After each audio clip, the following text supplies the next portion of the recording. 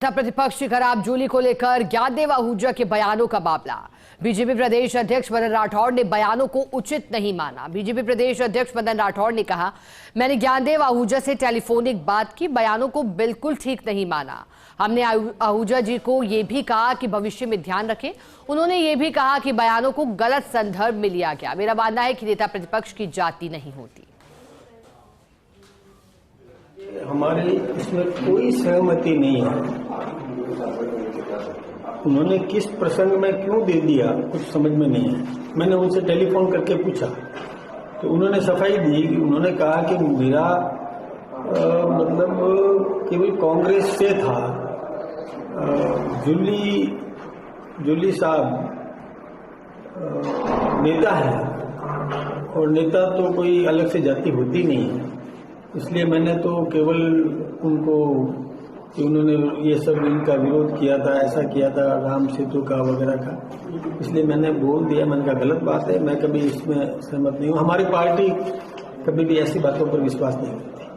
तो ज्ञानदेव आहूजा के बयान का पार्टी समर्थन नहीं करती? ना, बिल्कुल नहीं करते, बिल्कुल नहीं करते। तो आपने सुना बीजेपी प्रदेश अध्यक्ष मदन राठौड़ को, जिन्होंने कहा इस पूरे प्रकरण को लेकर कि ज्ञानदेव आहूजा से बात की है और उन्होंने कहा कि मेरी बात किस संदर्भ में कही गई। लेकिन ऐसे में प्रदेश अध्यक्ष मदन राठौड़ ने नसीहत भी दी कि ऐसे बयानों को लेकर आगे सावधानी बरतें और इस तरह की अनर्गल बयानबाजी न हो, चूंकि इसको लेकर अब कांग्रेस में रोष व्याप्त है।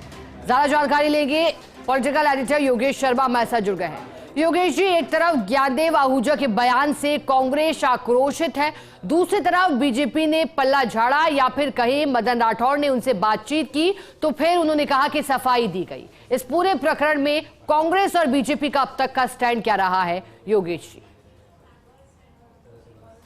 पूरी तरह ज्ञानदेव आहूजा के जिस तरह का स्टेप है उससे बीजेपी बैकफुट पर है, क्योंकि मंदिर सबके लिए होते हैं, किसी जाति धर्म विशेष के लिए नहीं होते, ना ही किसी पद से जुड़े हुए होते हैं।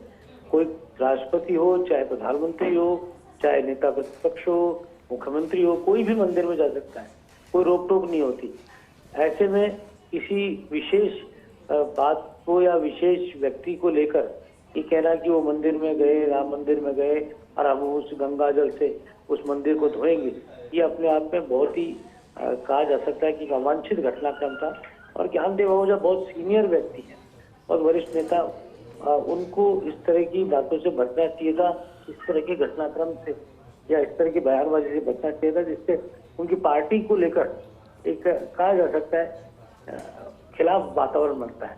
मदन राठौड़ ने बिल्कुल सिरे से नकार दिया है ज्ञानदेव आहूजा के इस पूरे बयानों को। इस तरह के ज्ञानदेव आहूजा के पूरे जिस तरह की एक्टिविटी थी मंदिर को धोना करना, इसको पूरी तरह उन्होंने नकार दिया और ये कहा कि हम और हमारी पार्टी किसी भी तरह से ज्ञानदेव आहूजा के इस कदम से सहमत नहीं है। और टेलीफोनिक बात की मदन राठौड़ ने और ज्ञानदेव आहूजा को नसीहत भी दी कि भविष्य में इस तरह का आप न तो बयान दें, न इस तरह का कोई घटनाक्रम करे, ये भी कहा है।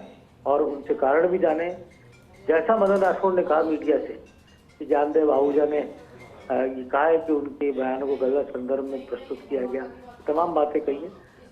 पूरे मामले को लेकर नेता प्रतिपक्ष टीकाराम जूली को लेकर जिस तरह कमेंट्स ज्ञानदेव आहूजा ने किए मंदिर को धोया जाने के बाद, क्योंकि टीकाराम जूली दलित समाज से आते हैं, दलित वर्ग से आते हैं, तो इस बात को उस तरीके से भी कांग्रेस पार्टी ने उठाया था कि जो दलित समाज का व्यक्ति जो कि नेता प्रतिपक्ष के पद पर है उसका अपमान किया, क्योंकि वो एक उस जाति से जुड़ा है जो दलित वर्ग से जुड़ी है।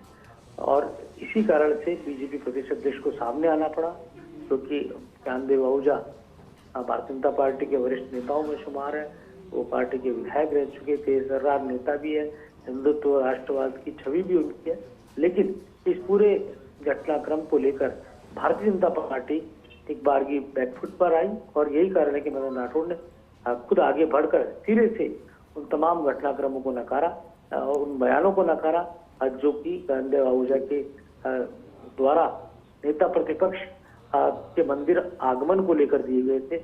और इस बात को साफ तौर पर कहा कि बीजेपी के बारे में कांग्रेस जो दलित विरोधी बातें कर रही है वो बिल्कुल सिरे से गलत भारतीय जनता पार्टी सर्वधर्म सद्भाव की पार्टी है और नरेंद्र मोदी सबका साथ सबका विकास की बात करते हैं और यही बात मुख्यमंत्री भजनलाल शर्मा करते हैं। कहीं किसी भी तरह की जात पात की राजनीति में बीजेपी बिलीव नहीं करती।